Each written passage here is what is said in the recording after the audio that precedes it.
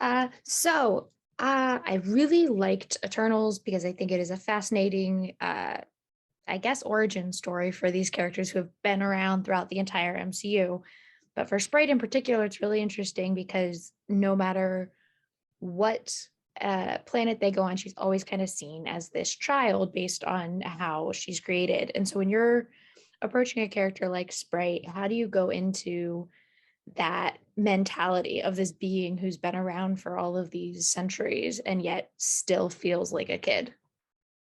Um, I Chloe did a really good job of casting us sort of similar to our characters, and I actually, in a weird way, like relate to Sprite. I've been working, with adults a lot of my life, and I've been in acting since I was 7, and I have like a higher maturity level than kids my age, and I think more of like an understanding in a way. Um, and I've always looked really young for my age, and I've always like struggled with that. It's always been like an internal conflict for me, and something that like has been really hard to deal with. Um, and I really like related to Sprite in that way. And I found that it helped me understand her complexity a lot more. Yeah, well, it's funny you say that. I've also had that struggle of looking younger and people not taking you seriously. So I understood Exactly. Sprite's Yeah. anger a lot of the times. Very But I frustrating. also, yeah, well, and I also really liked her dynamic with Icarus in this movie because it also kind of drove home the fact that she isn't this young kid. She's a being just like the rest of them. Exactly. And so when you're working with that kind of dynamic, like between you and Richard Madden, was that something you guys worked with Chloe and the writers on, or is it kind of something that came organically between the two of you while you were working? Well, it was sort of one-sided in a way because it was just my character who felt that toward him, Mhm. and he kind of was oblivious to it, and he just saw me as, like a really good friend of his. So a lot of it was just honestly like me and Chloe. It was super easy though. I've had like a crush on him since he did Cinderella. Like I love him so much. He's like Great. so sweet, especially like in person. He's so like charismatic. He's got these beautiful eyes.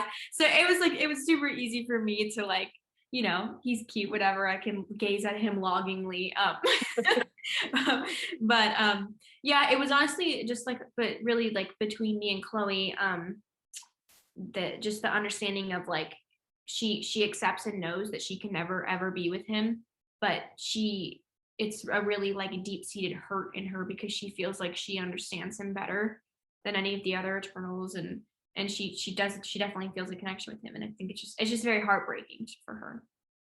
I'm a Rob Stark apologist, so like I get it. That's my boy. Uh, but it's just Sprite's very interesting to me for a lot of reasons. But like I loved, and it's kind of becoming a meme online, and I was like, oh, that's sad. But at the end, when there's the big fight, and then you think Sprite is kind of like her and Icarus are gonna be fine and win, and then Druig is not dead and kind of knocks her out. Um, Yeah. just like I, takes her out. I knew that was gonna be a meme. Like when we shot that, I started laughing. Like I knew it was gonna happen.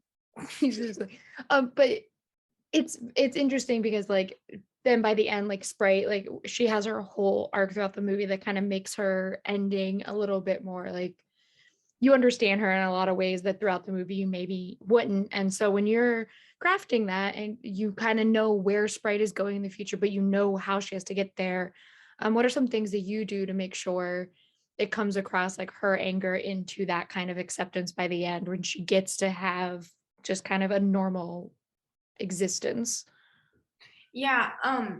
She her motives through the ending scene, that they're not like she doesn't really care that much about like the Celestials and like Arishem and all that stuff. What she really cares about is forgetting. Like she is so deeply hurt and has been her whole life that she just wants it to be over. She wants her memory wiped, and she wants to forget the love she has for Icarus, and she wants to forget the pain, and so she does things she wouldn't normally do, like stab her sister, and that's like a really devastating moment for her. And I think in that moment, in the thing she says, that honestly, like Chloe had to tell me, she's like she didn't want me to be like super like crying and emotional, but it was really hard not to be because it was such like a deep seated hurt, and just by saying those words, it made me like really emotional. for the character and how like devastating it was. And then I think when she walks back, I think you see her devastation and like her regret. She knows she was wrong, and I feel like, and I just like at the end seeing like everyone come together, and she sees what Icarus does because of his guilt, and I think she, you know, just like feels awful, and she knows she was wrong, and she's ready to start this new life as a human. Yeah, and I think you said it earlier, but you've been working on sets for a really long time.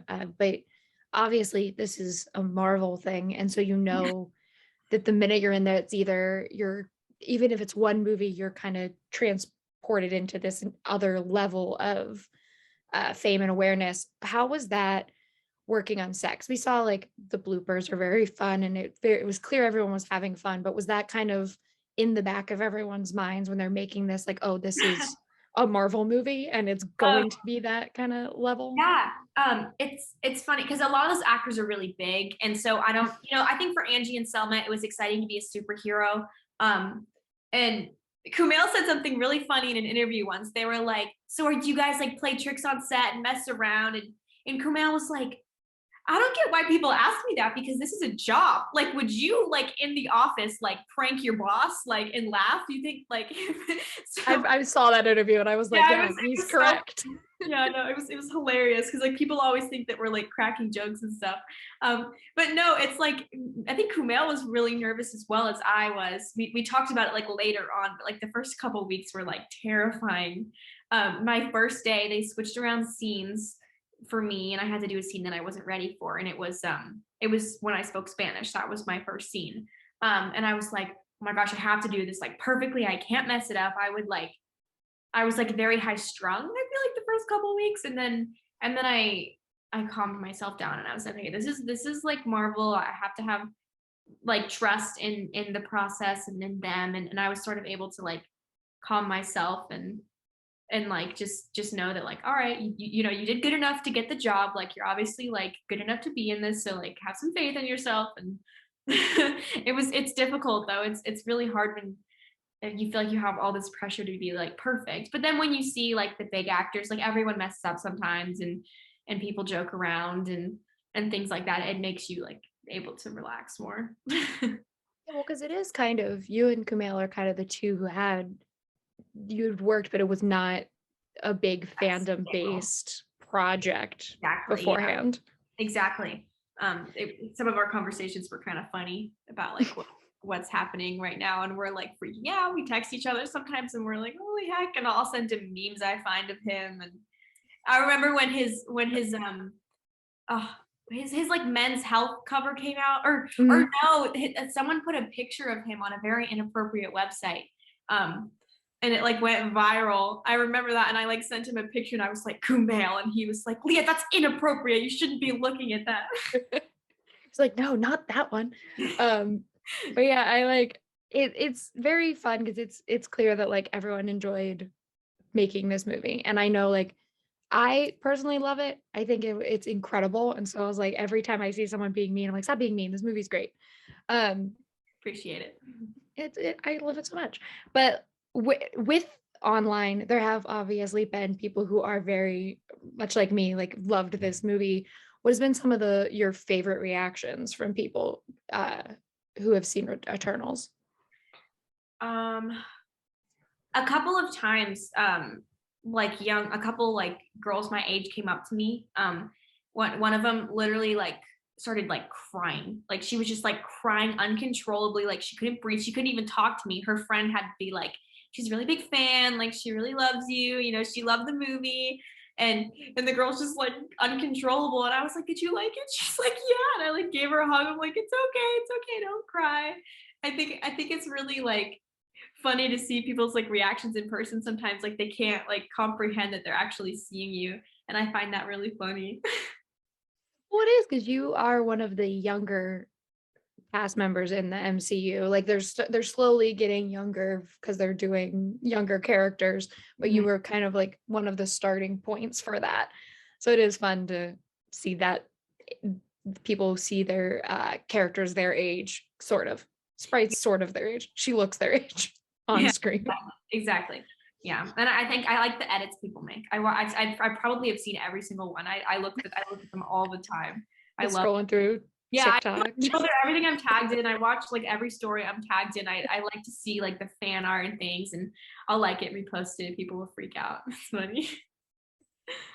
So I have a question because one of my favorite parts from the trailer is not in the movie, and so I wanted to know if you could talk to me about it, which is it looks like Sprite on an airplane doing karaoke, but is not in the movie. And so is that Yeah, that was like the funniest thing I've ever had. That was like the most embarrassing thing I've ever had to do in my life. It was singing karaoke. Actually had to sing. Um, and I had to sing to like Angelina Jolie and Barry and Kumail. Like I was like singing to them, and it was the song in like the original trailer for Eternals that I had to Mhm. sing. It was like very sad and dramatic. But it like the whole crew was listening. They didn't have any soundtrack playing. It was like just me singing. It was like the most embarrassing thing I've ever done in my life because I just had an earpiece in and I couldn't even hear myself. I was just listening to the music. Mhm.